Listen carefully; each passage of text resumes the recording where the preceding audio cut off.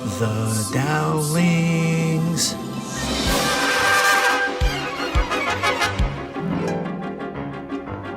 Hi, we're the Dowlings.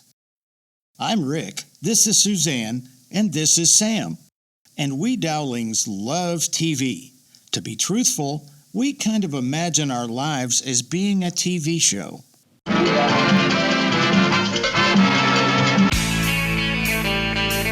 Thank you for being a friend. Sometimes you wanna go where everybody knows your name. The Brady Bunch. So when we envisioned our lives as parents, we kind of thought it would look like a sitcom, not a drama.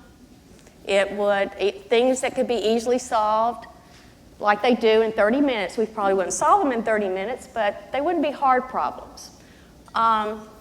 We also thought our lives would be like we'd have the great house, the Brady Bunch house. Great house. Great house, always clean. You never see a dirty house in a sitcom. We would home-cooked meals. Really? Home-cooked meals every night, really. I don't cook a lot, if you don't know that about me. It's always clean. They never worry about money. I mean, did you ever see the Bradys talk about money, budgeting? And they had 6 kids. We had 1. We were always talking about money. So, and the one thing we thought we would have is, what does every sitcom have? Perfect children. Perfect behaving children, perfect acting children. So that's what we wanted. We wanted the perfect sitcom child. Little Sam Dowling was born. He's a regular kid. Came into the world just like every other kid. He's got 10 fingers. He's got 10 toes. And because he was the first child of my lovely wife, Suzanne, and mine, we watched him like a hawk. We took him home from the hospital and we started raising him. And Suzanne really kept a very close eye on his developmental milestones. Y'all know what I'm talking about if you've got kids, right? He rolled over in his crib at the right time. He sat up at the right time. He began to walk at the right time. But Suzanne began to notice that he was not forming words. He was not speaking. There was a delay. So we began to get our child tested. And we did a number of different tests. Our pediatrician couldn't find anything physically wrong with him. He suggested testing Sam for a condition called Fragile X syndrome. He was negative for that. Because it was a speech delay, we took Sam to the UA Speech and Hearing Clinic and had our first encounter with speech therapist Barbara Kacharski, who we think knew Sam had autism. I suspected it like the first day I evaluated him. But,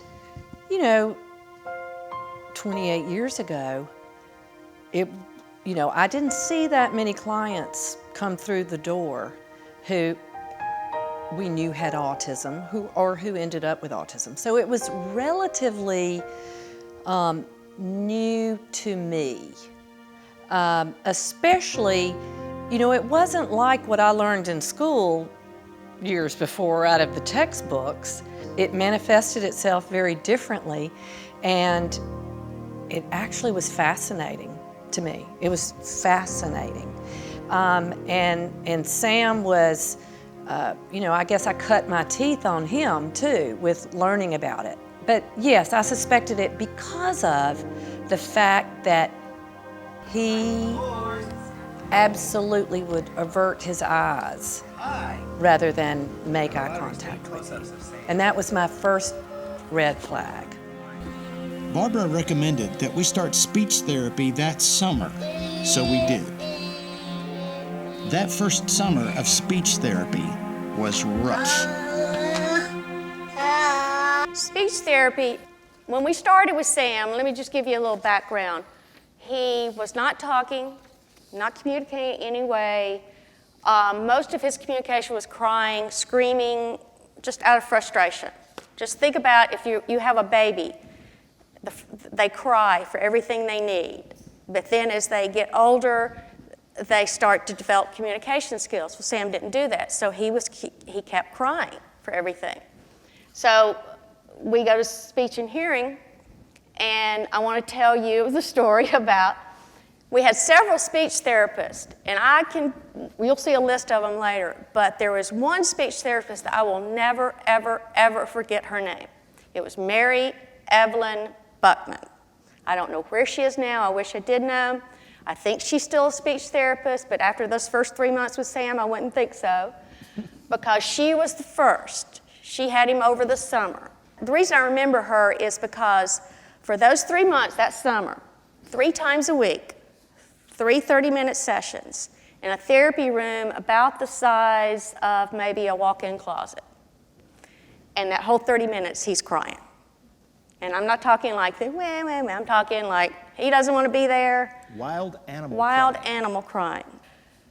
30 minutes is a long time when you have to sit there and do that. But Mary Evelyn stuck with us. And at the end of the summer, I just thought, we've made no progress. Why are we even doing this? What's the point of all this? Do we even need to come back next semester? But we know now he did make progress because he had to have those first 3 months, because the next semester he cried, but he didn't cry the whole semester. And then the next semester, he didn't cry at all. He didn't like it that much, but he didn't cry like he was. So you see, somebody had to be first. And Mary Evelyn was Sam's first speech therapist. And I really was stunned when I heard Barbara for speech therapy saying she graduated and she went on to be a speech therapist, because I really thought that's somebody that really wants to do what they're doing, because that was one of those times where it was very hard. Barbara referred us to the UA Psychology Clinic and Dr. Laura Klinger, who evaluated Sam several months later. Dr. Klinger had just arrived at UA. She's a rock star in the autism world. Dr. Klinger did Sam's evaluation on November 1st, 1993. I was in the room with them, mainly for moral support for Sam. To me, a layperson, it looked like they played with a bunch of different toys. Or rather, Dr. Klinger tried to get Sam to play with different toys. And then we learned on December 7th, 1993, that Sam has autism. December 7th is also Pearl Harbor Day. That's how I remember it. December 7th is also my father-in-law's birthday. Autism spectrum disorder, ASD, is a neurological and developmental disorder that affects how people interact with others, communicate, learn, and behave. Although autism can be diagnosed at any age, it is described as a developmental disorder because symptoms generally appear in the first 2 years of life. I remember driving home after receiving our diagnosis and telling Suzanne, "He's still Sam." So here we are in Tuscaloosa, Alabama, which is not a big city by any means, even though we have 2 Walmarts. It seemed kind of counterintuitive that we were fortunate to be here because of the resources provided by the University of Alabama. We could access therapies at the Autism Clinic and the Speech and Hearing Center on campus. And it just so happens that they are both world-class facilities. We did a ton of therapies with Sam at the University of Alabama. Thousands of hours of therapies, speech therapy, therapies at the Autism Clinic.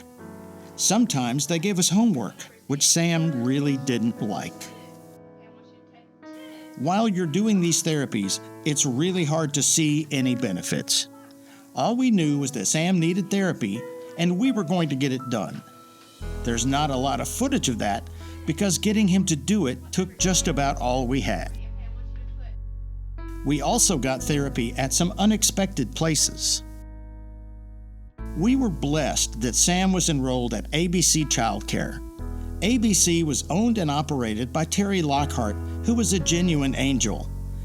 We picked ABC because it smelled clean. Many of the other daycares in Tuscaloosa did not smell clean. We weren't sure if we were going to tell her about our diagnosis. Autism was pretty mysterious in 1993, and we weren't sure how she'd react to the news. We decided to tell her because it's the right thing to do. Her reaction was, "We're just going to treat him like the other kids." What a relief that was. One of the neat things about ABC Childcare is that the staff there were interested in Sam's development. They weren't trained therapists, but they liked working with kids. I don't know if they did this with every kid, but they sure worked with Sam. Mine. Yes. Match. This early reading is called hyperlexia. Hyperlexia is when a child starts reading early and surprisingly beyond their expected ability. It's often accompanied by an obsessive interest in letters and numbers, which develops as an infant. Hyperlexia is often, but not always, part of the autism spectrum disorder. We knew something was up when Sam would read signs from his car seat as we drove. People with autism, we like to say in the Autism Mafia, if you've met one person with autism, you've met one person with autism. They're all different, just like us. They have things they like. We call these Sam's obsessions. And his first one was country music television. I just want you to know that I felt for this period of our lives, this very young child at home, watching CMT all the time, I felt like I was being punished for something horrible I had done in a previous life because I despised country music, okay? If the TV was on at our house, we watched country music. Country music television was on. We recorded it in case the cable went out. It was that big a deal at our house. To this day, Sam still wears a cowboy hat and loves country music. Sam enjoyed taking Polaroids of the TV with his favorite videos. He'd carry them with him. My gosh, we had a lot of Polaroids. Do you ever think Shirley Partridge, Carol Brady, the Cosby mom, I can't think of her name right now, was ever depressed or ever sad? If they were, they didn't show it a lot, did they? Well, I want to tell you a story about when I was in Kmart. This was not long after Sam had been diagnosed. He was about 3 years old. And up until that time, you know, you have your sad moments. You give up a dream of having one sort of child. You move to the other. We're doing the therapy. And I was in the toy aisle looking for yet another Hot Wheel car. Well, you'll hear that story in a little while. But looking for him, I was by myself. And down the aisle was this mother and their child, about the same age as Sam. And they were having sort of a conversation, you know, honey, what kind of toy do you want? Do you like this one? And it was just this very give and take kind of thing. And at that moment, I can remember it like it was yesterday. It just hit me like a ton of bricks. Right then, I started crying in the toy aisle. And it wasn't a crying like sobbing, they had to go get security or somebody to come help me. It was just that quiet kind of cry that you're trying not to cry, but you're crying. And it was because at that moment I knew, it was like that was the realization to me that I didn't have a normal child and that this was not going to go away. I think for a while I thought, oh, we'll go do this therapy for a little bit and it'll go away, he'll be better. So that was kind of my epiphany, my flashbulb moment, whatever you want to call it, that we were in this for the long haul. This was not going to be a simple thing. And it wasn't that I begrudged that mother and that child that conversation and what their interaction, but it was just not what I was going to have. And so at that point, I knew that life would never, ever be the same after Kmart.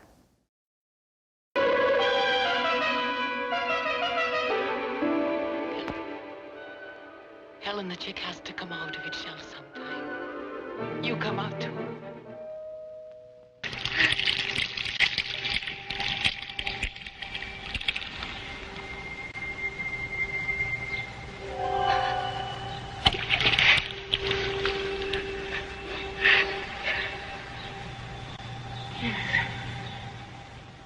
Okay, so The Miracle Worker isn't a sitcom, but we did have a transformational, water at the well kind of moment with Sam in therapy. CMT really paid off for us.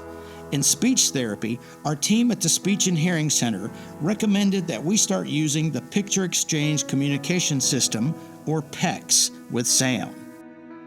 It's designed to help nonverbal folk associate words with items in their environment. You use Velcro and attach labels to everything in your house. When your kid wants a cookie, you show him the cookie label, which he must tear off and hand to you to get a cookie. Eventually, the kid begins to associate the word cookie with a cookie. Of course, you say cookie while this is going on. At one point, we had 1 billion Velcro labels in our house. Early in his speech therapy sessions, Sam would not cooperate. Barbara came to us and asked if there was any kind of reward Sam would enjoy because he couldn't care less about the stickers or pencils or other rewards they use for other kids. The only thing we knew for sure he liked was CMT. So our therapy team added a TV and VCR with a Velcro CMT logo label, and Sam learned that when he completed a therapy task, he could watch a few minutes of CMT. It worked. Having a way for our therapists to motivate Sam to do his therapies really went a long way toward his learning to communicate. Once Sam realized he could get what he wanted by pulling a label, and later by asking for something, opened up all kinds of doors for him. Sam's next obsession then morphed into NASCAR. And when you combine that with the fact that his grandparents also live here in town, you see there a kid with 1.5 million tiny little NASCAR collectible cars. That is how he played with them. That is one of the things about his autism. He would line up the cars as though they were about to start a race. And then he would look at them from every angle. That is how Sam engaged with his NASCAR toys. His mom and I were enablers for this obsession. We took him to Nashville to the NASCAR Cafe. We went to Talladega. We went to qualifying. We went to a race. And one Halloween, we let him dress up like Jeff Gordon. Boy, did Sam love NASCAR. He would sleep with the NASCAR media guides we got for him. We're pretty sure he memorized them. We also recorded every NASCAR event. We had hundreds and hundreds of VHS tapes in Sam's closet. We kept them until our house was damaged in the April 27th, 2011 tornado, and we had to get rid of them. They filled several large plastic contractor trash bags. Cheese. Sam's NASCAR obsession morphed into a deep admiration of the military. We suspect that it's because before every NASCAR event, there's a very patriotic celebration leading up to the national anthem. Sam pays his respects to the anthem, whether we're at home or walking through an airport.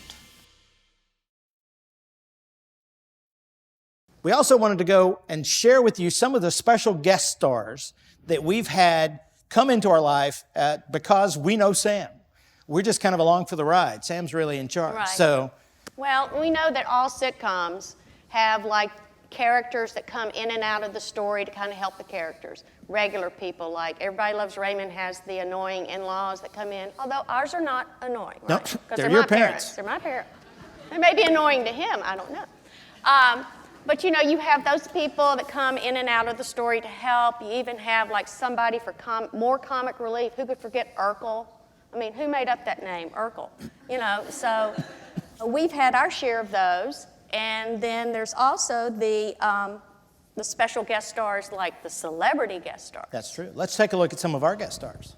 These are our recurring guest stars, Ruford and Marianne Perrigan of Holt, Alabama, ladies and gentlemen. My in-laws, give them a big hand. Yes, they have been such a blessing to us. They have been a very large part of our lives. They live here in town. They spoil our kid. It's fantastic. They are wonderful people, and we love them to death. Show us the next slide. There's just an example of the kind of love. What you have here, ladies and gentlemen, is a Holt kind of love. Sam's maybe 3 years old. Sam and his granddaddy have ridden all around Holt, Alabama in that wheelbarrow. And That's what they do for fun. They just spend time together. It's a beautiful thing. He's very close with his grandfather. Mr. P, as the world knew him, was granddaddy to Sam. He was Sam's biggest supporter and his best friend. Sam spent just about every weekend at his grandparents' house, which gave Suzanne and me some much-needed respite care. That sounds pretty clinical, but Sam just wanted to have fun with his granddaddy. And boy, did they have fun. We used to joke that going to Holt was better than any fancy spa for Sam. They waited on him hand and foot. He got excellent service in Holt.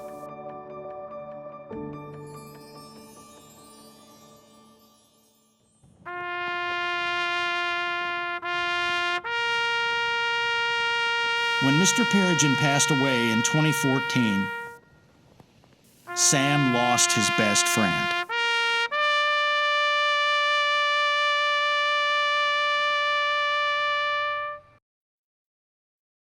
These days, Sam's visits with his granddaddy look a little different.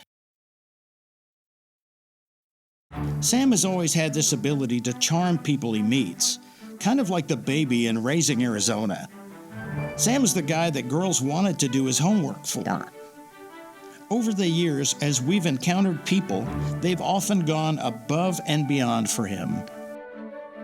These West Point cadets are friends of friends who knew that Sam loved the military. Our friend asked them to stop by and visit with us over Christmas break.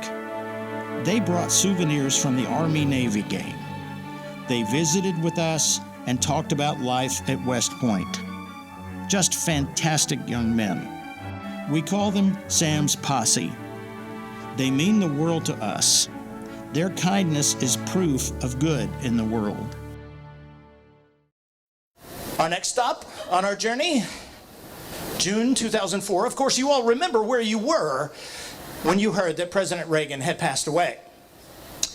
When you're Sam Dowling and you love military things, this is a golden event for you, because there were many, many events related to the state funeral of President Ronald Reagan.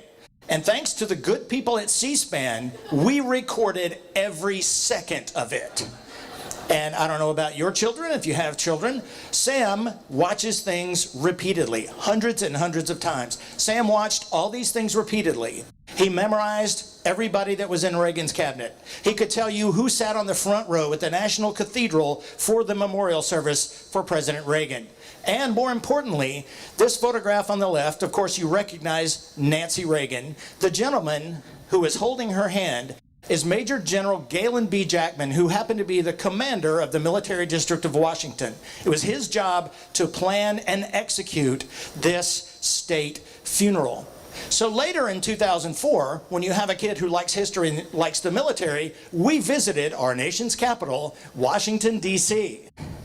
We attended an event called the Twilight Tattoo, which sounds naughty, okay, but it's not. It's a giant military parade held on a giant parade ground in the middle of Washington, D.C., where we got our little blanket spread out. This is perhaps July of 2004.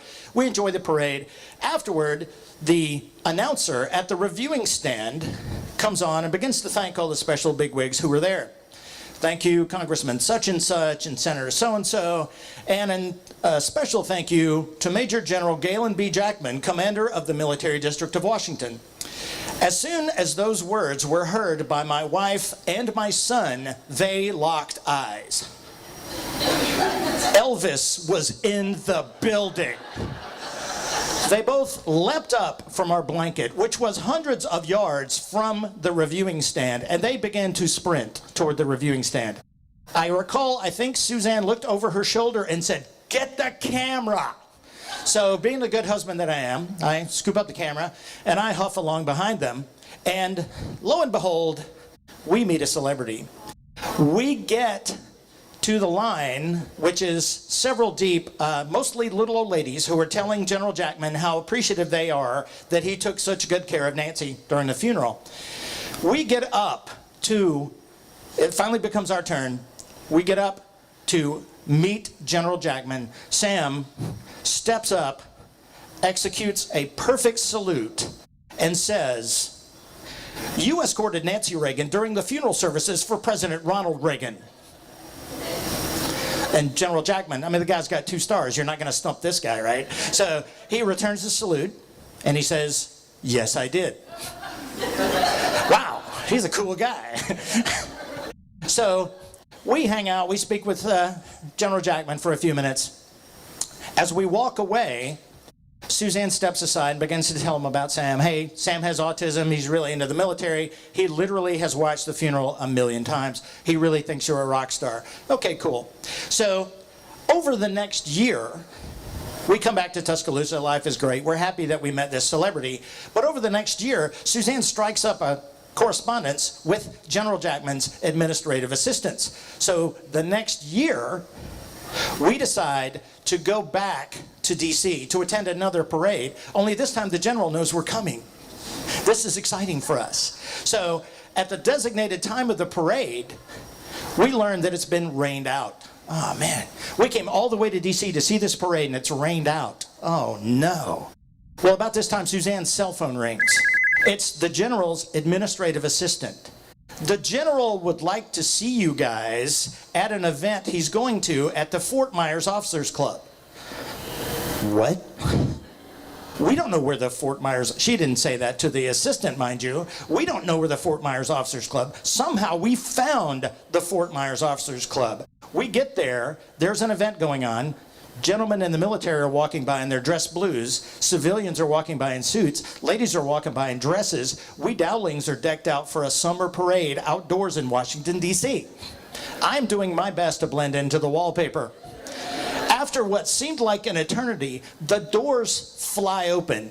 In comes General Jackman with his entourage. Generals have entourages. From across the room, he spies my son, whom he has spent perhaps 3 or 4 minutes with at this point. Across the room, he says, hey, Sam, get over here. I got some guys I want you to meet. He takes some pictures. We talk to him 15 or 20 minutes. A whole room of really nicely dressed people are cooling their heels upstairs. We're talking to General Jackman. I am blown away by this. So at this point, we can say, Sam now has a friend who's a general. Suzanne was so inspired that she commissioned Sam to paint a painting for General Jackman. She wanted him to paint an American flag painting, and she sent it to him. Over the next year, we learned that General Jackman had changed jobs, as Army officers often do. He is now the congressional liaison for the Army, and his office is in the Pentagon. Suzanne says, hey, Rick, wouldn't it be cool if we visited General Jackman in his office at the Pentagon? I say, honey, you don't just walk into the Pentagon. You don't visit people at the Pentagon. It's a very secure building. I mean, it's where the headquarters are of the... Yeah, okay. So there we are in General Jackman's Pentagon office. You can see there are things that are in every general's office. An American flag, his general flag. Behind Sam there on top is his general officer commission. That's a big deal when you're a general. Just behind Sam is the painting that he did for him. And wow, that again just blows me away. We later learned that the office was about 100 feet from where the plane hit on September 11th. It's just amazing. The next year, we learned that Army and Navy, again, an event tailor-made for Sam Dowling, the Army-Navy football game is going to be in Baltimore. It's close to D.C. We know our way around up there now. So let's get tickets to the Army-Navy game. Suzanne says, hey, Rick, wouldn't it be cool if we went stop by again and saw General Jackman at the Pentagon? I'm like, no, honey, no, it's just not gonna, and here we are again.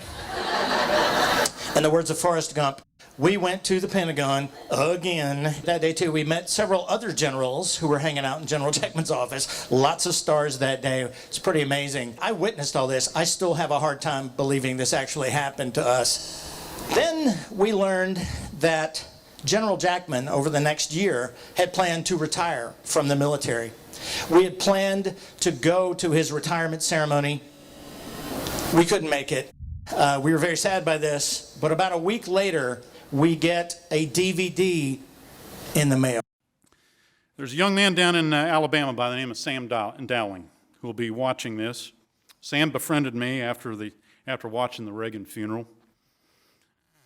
He came up after the funeral with his family and presented me a flag that he had painted in honor of that funeral. He's a solid high school student. He's the manager of his high school football team. He's an artist, and he has the heart of a soldier. And he's never let a little autism get in his way. Sam, thanks for your courage, and thanks for your friendship. The heart of a soldier. So, yeah, we've had some pretty cool victories over this time. In 2010, Sam graduated from Northridge High School here in Tuscaloosa. It was a big moment for us. We were extremely proud, as you might imagine. And again, my wife comes to me a couple of months before graduation and says, "Hey, you know, General Jackman's not in the Army anymore. He's retired. Wouldn't it be cool if General Jackman came to Sam's graduation?" And I said, "Honey, he's retired from the Army, but now he's a major executive with a military contractor. He doesn't have time to..." And so there we are. General Jackman did indeed come to Sam's graduation. Again, I'm still blown away by this. That picture there on the right is the happiest photograph of my son that has ever been taken. He was a happy dude that day.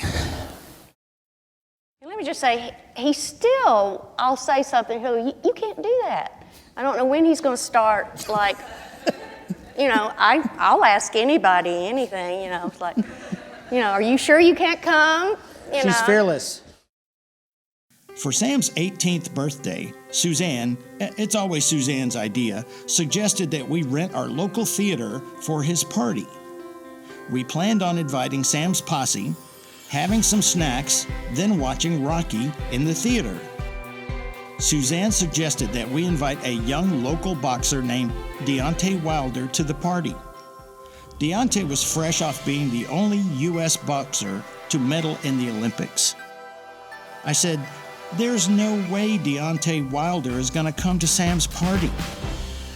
Here's Deontay at Sam's party. We have these wonderful guest stars throughout our journey with Sam. And again, it's not us. They're not coming to see us. They're coming to see Sam.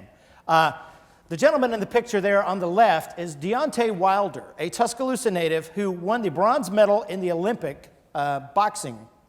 And Deontay's from here in town. Sam's 18th birthday, 2 years ago, we decided to have a Rocky theme because Sam really enjoys the movie Rocky. I mean, who doesn't enjoy the movie Rocky? Sam really enjoyed it. We thought, wouldn't it be a hoot if we invited Deontay Wilder to come to our party / screening of Rocky? And much to our surprise, Deontay showed up. And I thought, okay, he'll show up, he'll sign a few autographs, take a few pictures, and then he'll leave. Well, no. He came, he had his picture made with everybody at the party. He signed an autograph for everybody. He gave Sam an autographed boxing glove. He's now a professional boxer. And much to my surprise, we were getting ready to go in and watch the movie Rocky, and Deontay says, "Hey, do you mind if I go with you? I've never seen the movie Rocky." And I'm like, "You're a professional boxer and you've never seen Rocky?" So Deontay came in, sat right next to Sam. We watched the entire movie, had a blast. Deontay went on to be the WBC heavyweight champion of the world in 2015. The astounding thing is, for all of these wonderful encounters we've had with Sam's posse, as I'm telling you all about them, I still have a hard time believing it. And I was there. Sam's posse is precious to him, and he likes to be reminded of them. During the pandemic, we discovered that Sam had begun taping pictures to the walls of his room. Now he needs a bigger room.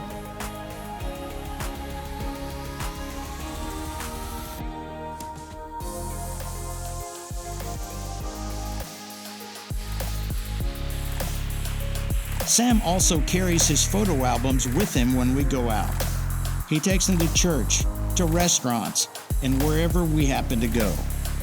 If your picture is in one of these albums, you're special.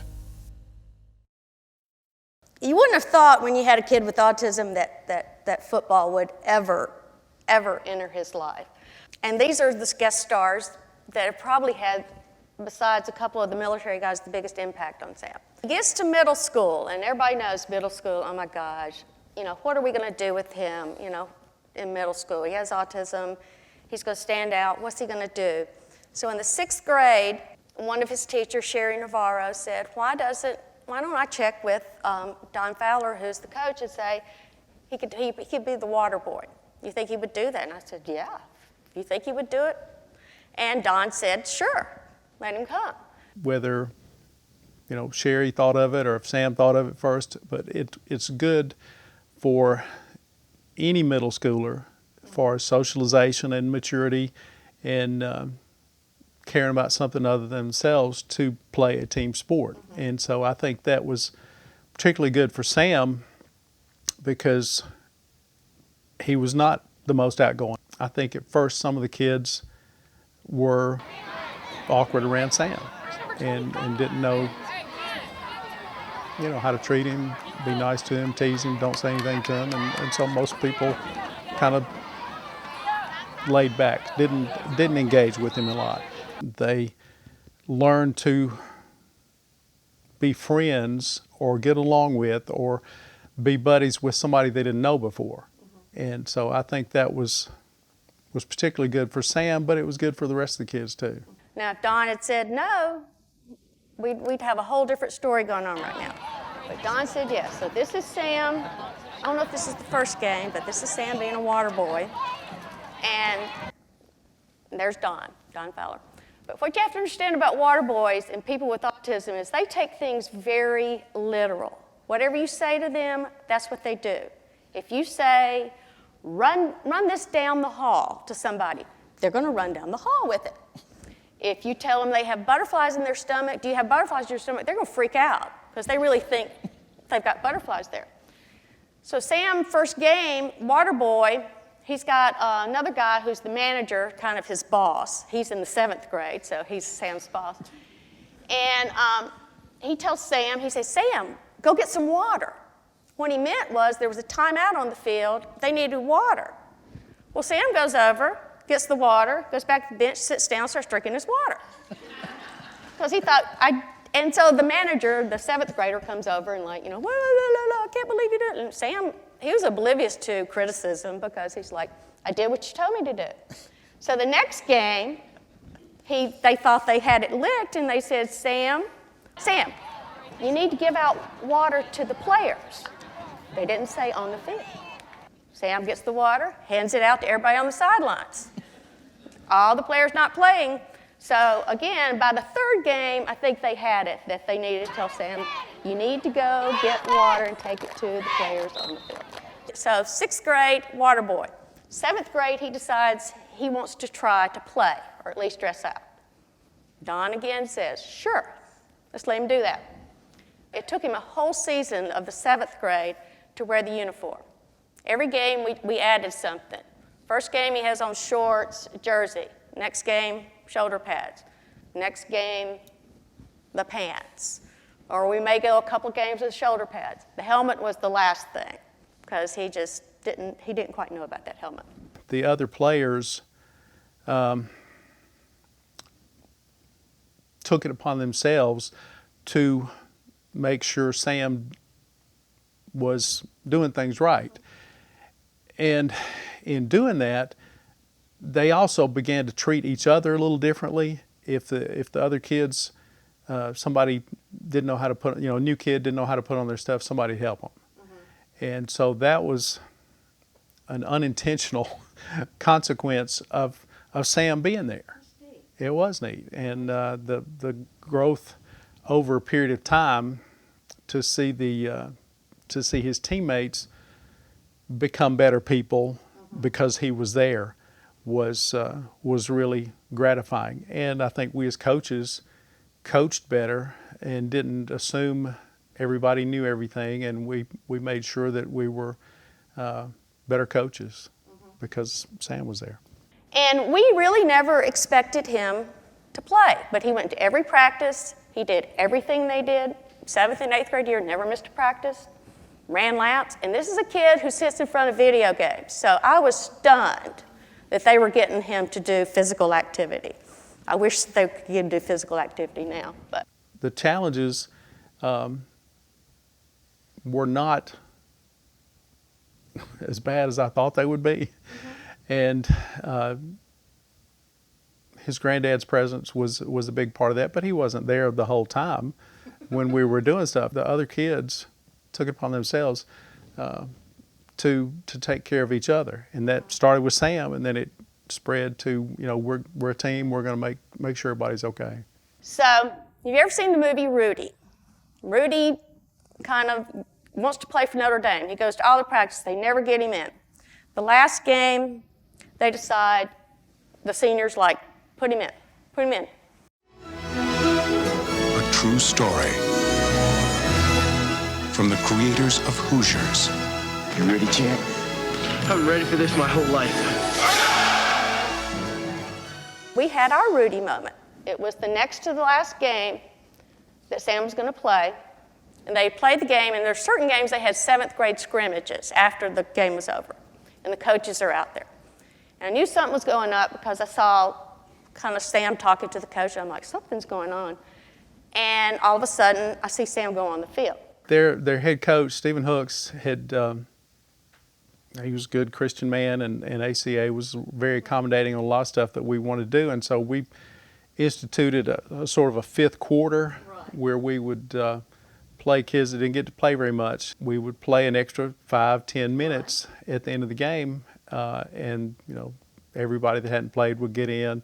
And so I had brought this up to him, to Stephen, and said, you know, I've got a kid that hadn't played any. He's really big and strong, but he's not ready for full contact yet, but he wants to get out there and be a part of it too, and all the kids did. You know, there were a lot of kids that didn't get to play very much, and that was important to them. Stephen had told the kids, I told them the number and said, okay, when Sam's in there, you know, he's just really figuring it out. And so just watch out for him, and you don't have to stop and not make contact, but just go up and engage with him and let him feel a part of it.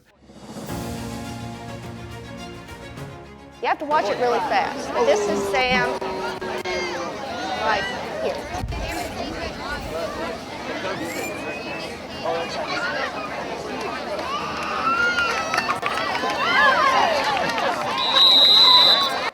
There you go. Woo! There you go.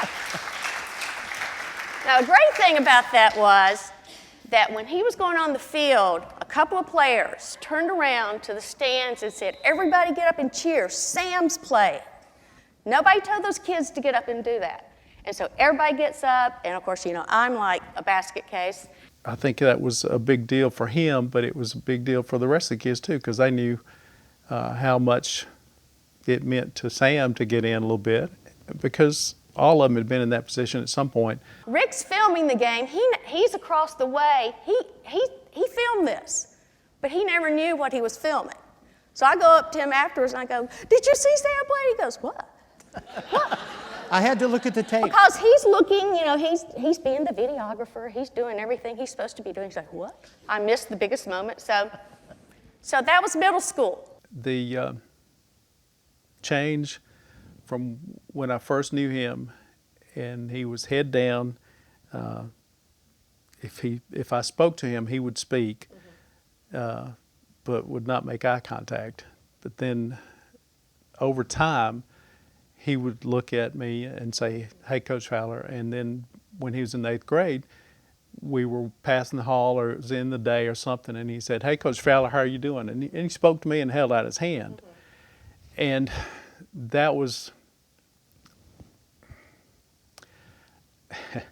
I always hesitate to think how much difference I make in anybody's life, but I know I had made some difference in his life in the change from what he was and what he became when he left middle school. That change from head down, no eye contact, to speaking to me, looking me in the eye, that was gratifying. First on Fox 6 News tonight, a middle school football team in Tuscaloosa has become an inspiration.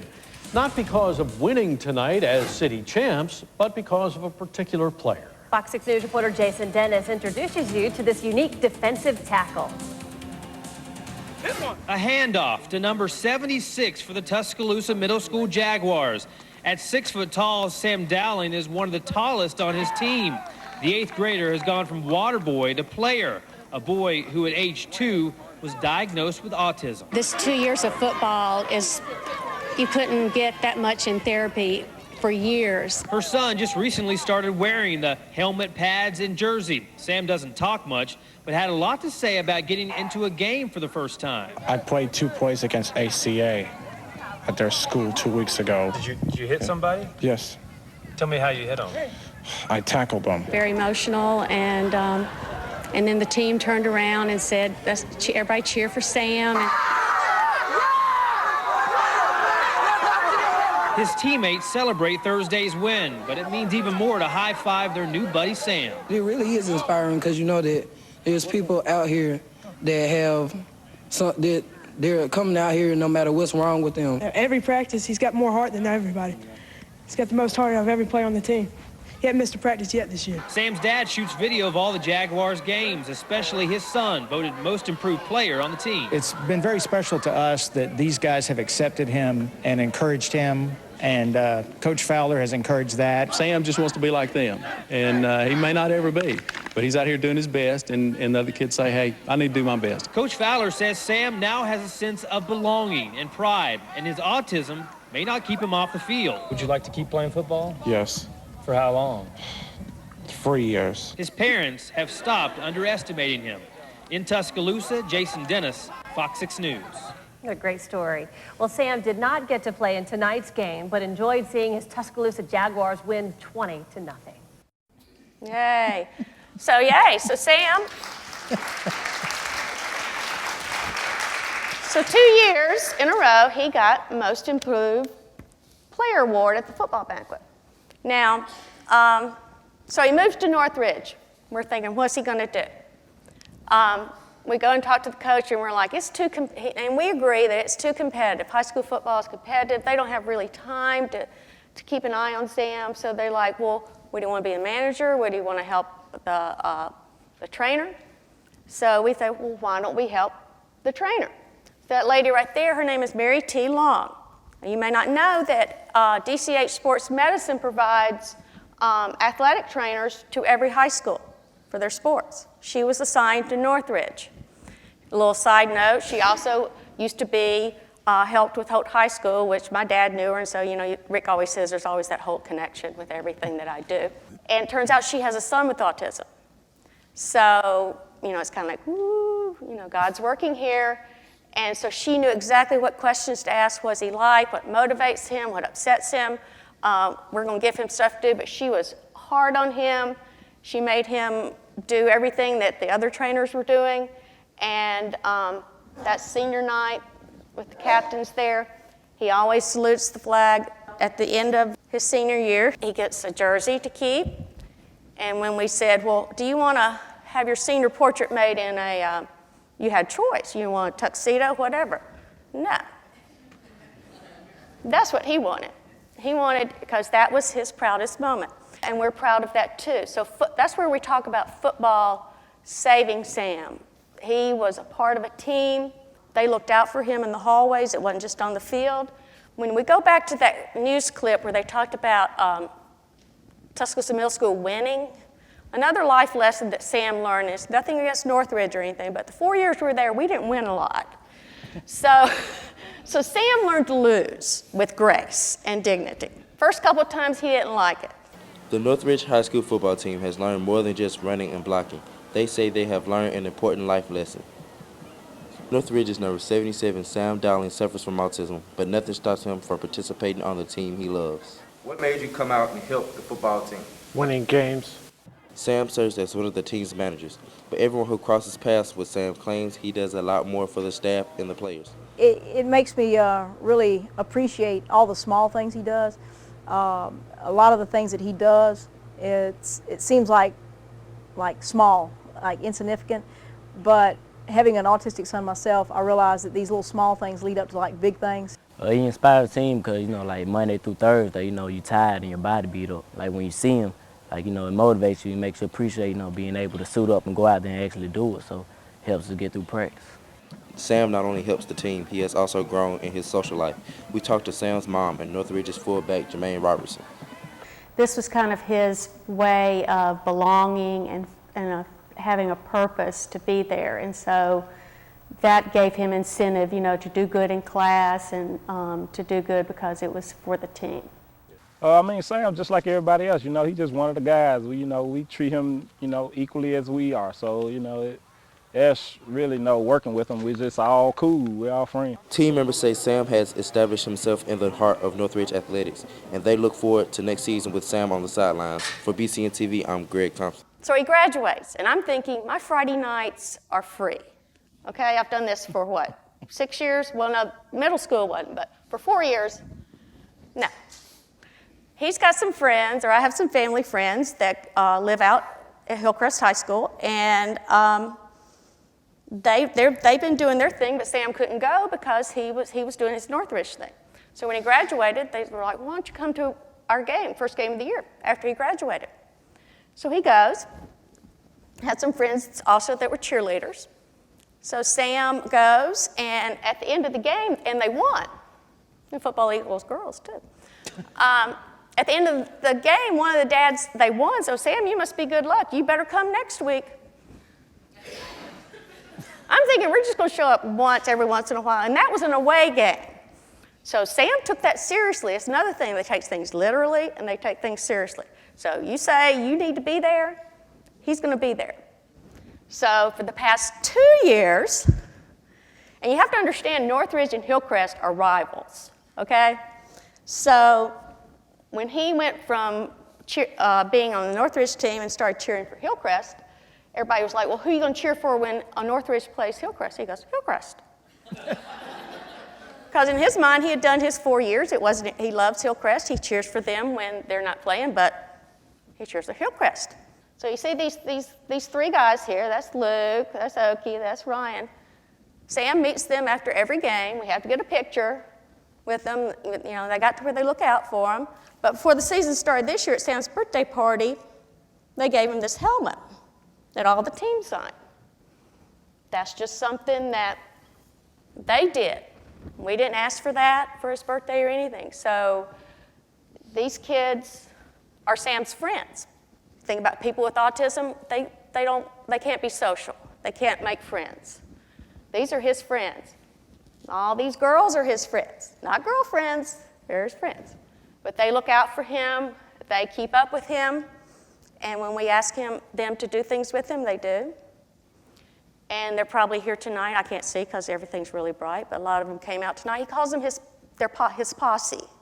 So if you're here tonight from Sam's Hillcrest posse, you know, yay, he'll be looking for you afterwards. And one of the Hillcrest girls, last year, he goes to a program on campus called Crossing Points, and they had a dance.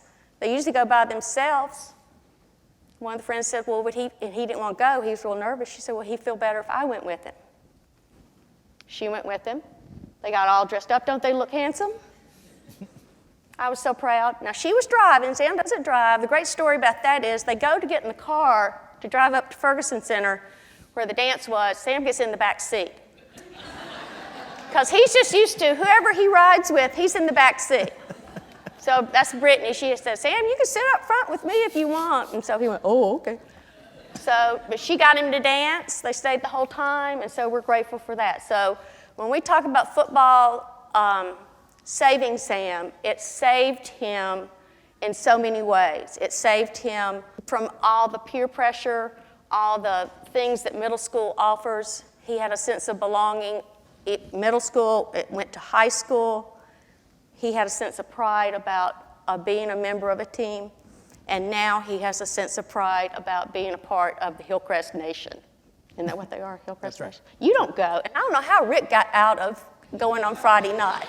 Let me just say, I'm the one going. I'm free Friday nights. Yeah, he's free Friday nights. I'm not. But we've enjoyed going. Sam's current Friday night ritual still includes supporting the Hillcrest Patriots.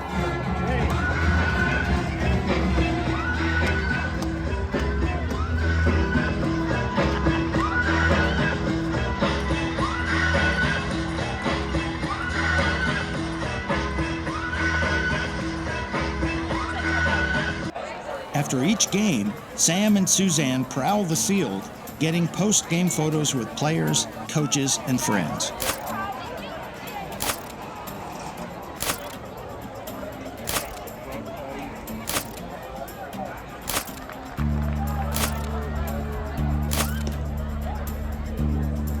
Football has been great for Sam.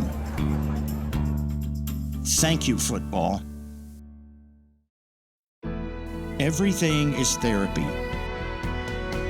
Everyone you meet is a therapist. People want to help.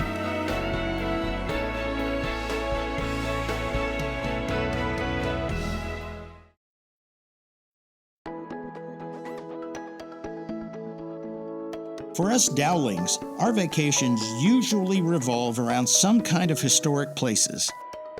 Sam loves military history, and we encourage that every way we can. So the Bradys go to Hawaii. Where else do they go? The Grand Canyon, a dude ranch. They went to theme parks, and then all the other sitcom Full House went to Disney World. They go that. Well, we don't go to those places. We would like to, but when you have a child with autism, or with us, it's like, okay, let's look at those obsessions, and how can we use those obsessions to plan our vacation? So we have some pretty weird vacations, and we have fun doing it, but probably you wouldn't like to go on vacation with us. Some people would, I don't know.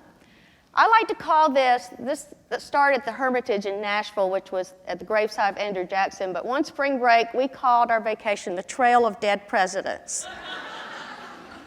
We went through Tennessee, we stopped and saw Andrew Jackson, we got to Kentucky, we saw Abraham Lincoln's birthplace, but the Mecca, the real reason for this trip, was to go to Grand Rapids, Michigan in a car to the Gerald Ford Presidential Museum. This is right after he died. Remember the presidential funerals? Gerald Ford had one too. We taped it too. We watched it all over again. So we get to there. He gets to salute Gerald Ford's grave. So Trail of Dead Presidents, I highly recommend it. I can give you some literature on it.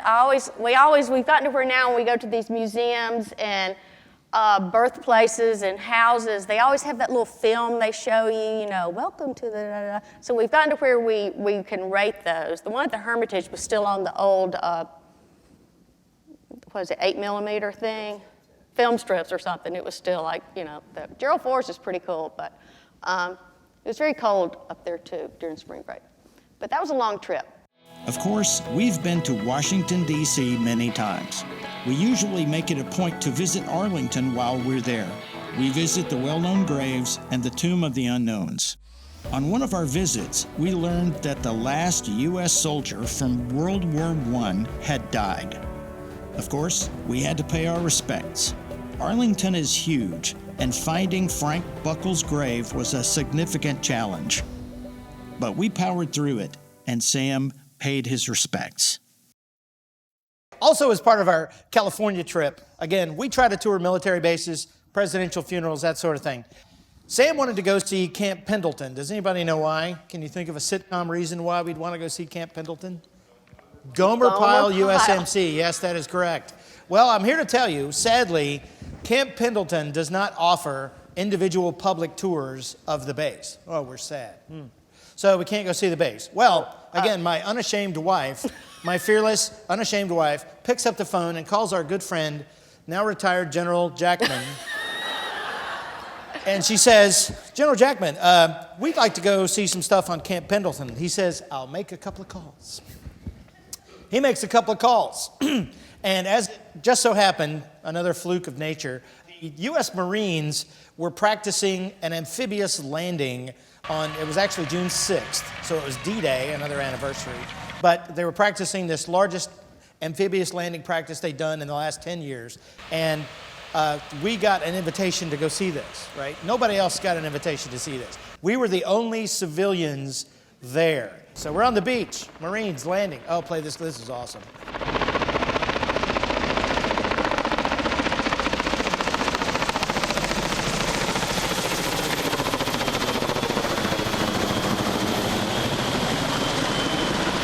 That was so cool. And if you'll notice, the only civilians up here are media. And we have this arrangement to meet Captain Ito and I forget the other guy's name. These two officers who are going to escort us up to this place. This is a bluff overlooking the beach. And we get up there, and we're the only civilians there, except for media, right? And all these guys, I believe That's a general. This guy's the commander of the Marine Corps in California, whatever, right? So he's a big dog. And we're standing there like, wow, I can't believe we're standing here next to this guy. And then at one point, Captain Ito, our guide, says, hey, Sam, you want to go down and hang out with the Marines and get in one of the Amtraks, the amphibious track vehicle? Sam's, yeah. So we go down this big hill. He gets in the Big Amtrak. hill. So General Jackman makes a couple of calls. We get an exclusive witness of this invasion at Camp Pendleton. Later that day, Suzanne said, oh, it was so nice of Captain Ito and Lieutenant whoever it was to get, to hang out with us. I said, honey, we were their assignment for the day. They were there to make sure that we didn't get hurt. But that's what happens when you have a two-star general who just happens to be a friend of yours who makes a couple of calls. So again, it's a lot like Forrest Gump. So for probably the best trip we've ever had overall, I would say, is for his graduation trip from high school. We were going to California with the main goal being another trail of dead presidents. Ronald Reagan. Remember, this all started back with the Ronald Reagan funeral. So why not make a Mecca out to see Ronnie? And while we're there, we'll see Richard Nixon. Come on, he has a museum. We have, if we're going to see him, we got to see the other one. But we spent a week out there. We got to go to the Ronald Reagan Museum. They have Air Force One there. You have the real cheesy photo made. I think they charge you $10 for this, but it was worth it. But he got to do his salute for Ronald Reagan. Right after that, guess who walked up? We didn't get to talk to her, Nancy Reagan. This is just what happens with Sam. It happened that was the day we were there was the anniversary of his death. So she had come to place flowers on it. How cool is that? He's like Forrest Gump. Things just like, I'm telling you need to hang out with Sam because it's not us, it's him. So he got to pay his respects to Ronald Reagan. I really thought that Suzanne was going to get tasered by Nancy's Secret Service detail as she tried to meet her. Suzanne planned an awesome East Coast trip a couple of years later. We were going to fly to New York City, see a show and whatnot, then motor up to West Point so we could attend graduation. Suzanne posted about our trip planning on Facebook, and a family friend just happened to know the chaplain at West Point. You should contact her, he said. So Suzanne contacted her. Colonel Barb Scherer suggested that we stay with her at her quarters on West Point at the chapel. There's the line. Hey, Sue. How you doing? Oh, you video? Yeah. I'm very excited. Yeah. I'm very excited that it's really cold and rainy. It's not really cold. That's okay. It's just mostly cold. Actually, I've got so many layers on I can't. Yeah. I'm very comfortable. How about you, Sam? You got a bunch of layers on, don't you? Well, even though it's raining, keep jumped in feet and go straight into the rain. Commencement was cold and rainy, but thanks to Colonel Scherer, we Dowlings got a deluxe tour of the chapel.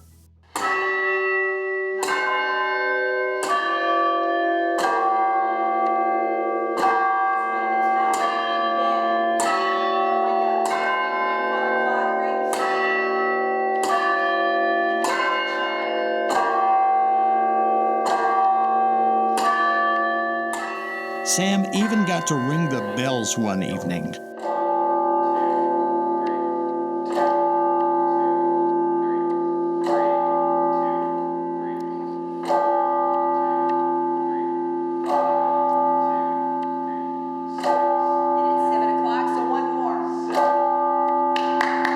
Just like the Brady Bunch, the Dowlings got to go to Hawaii in 2018. Suzanne planned an excellent trip for us, the highlight of which was a visit to Pearl Harbor. Once again, Suzanne posted to Facebook requesting tips for things to see and do.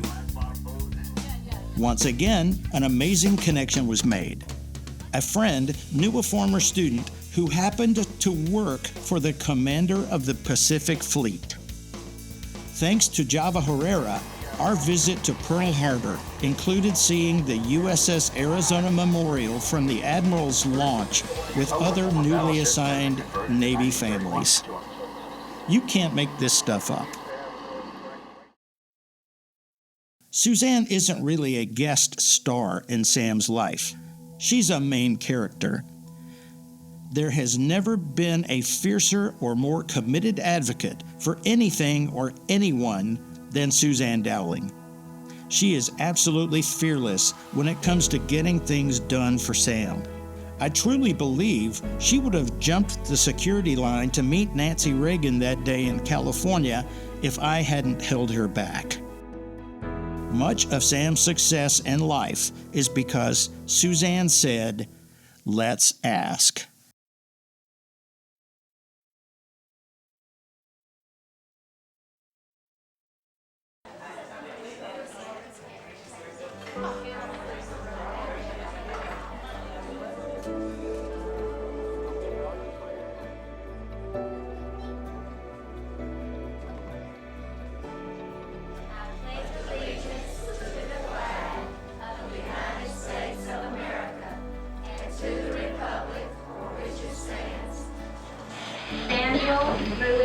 Dowling, son of Mr. and Mrs. Rick Dowling.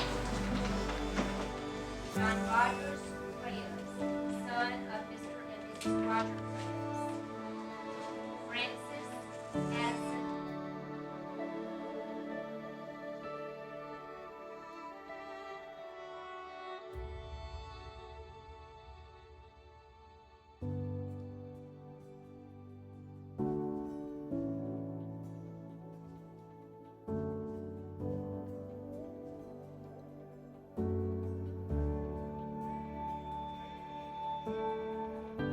We're excited. Yeah, it's Honor's Day. I'm gonna cry.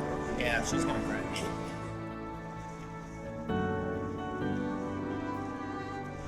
Each year, our faculty select seniors from Northridge High School who reflect outstanding qualities in areas of scholarship, citizenship, leadership, service, and school spirit.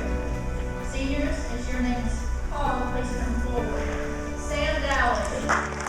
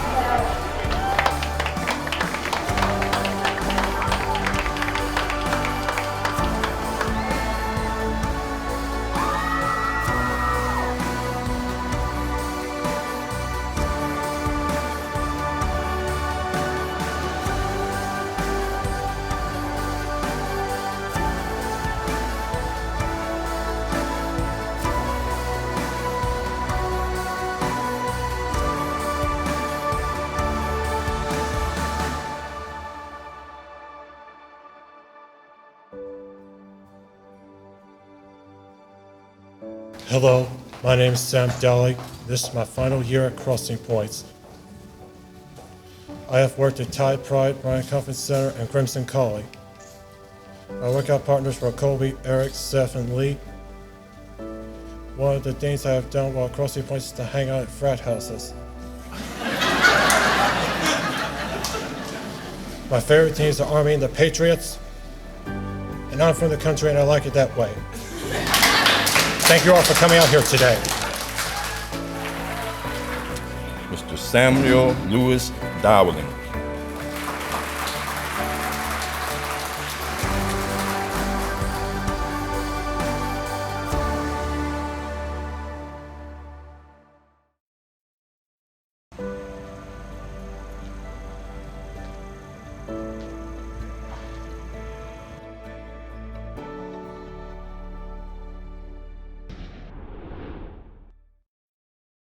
One of the best resources on campus is the University of Alabama Speech and Hearing Center. Anyone struggling with a speech or hearing disorder is free to come here for treatment. Not only do we offer classroom-based learning, but we offer opportunities for undergraduates to get in the therapy rooms to perform the therapy, to have access to undergraduate research in the labs. I think the strength of our program is the community outreach. You can sit in a classroom all day, you can read things in a textbook, but until you get out there and you're dealing with people, you can't fully grasp it.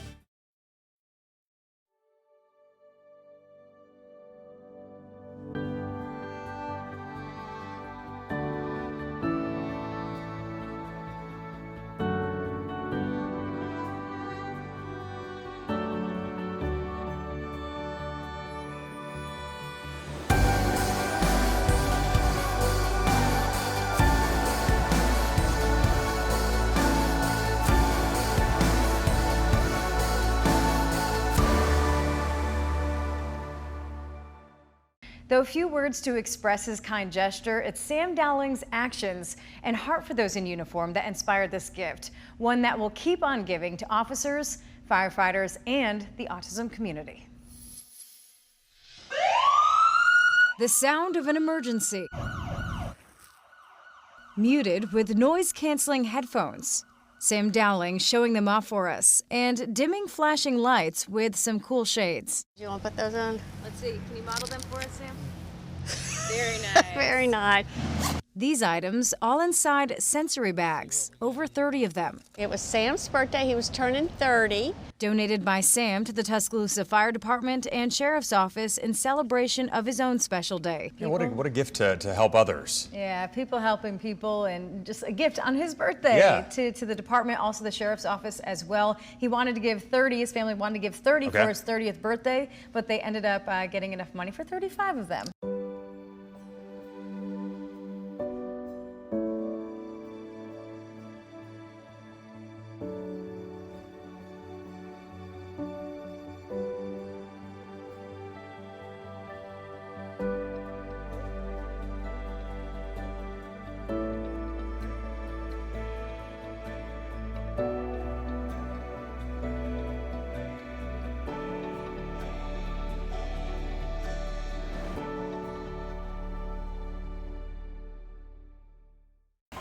Have a good day.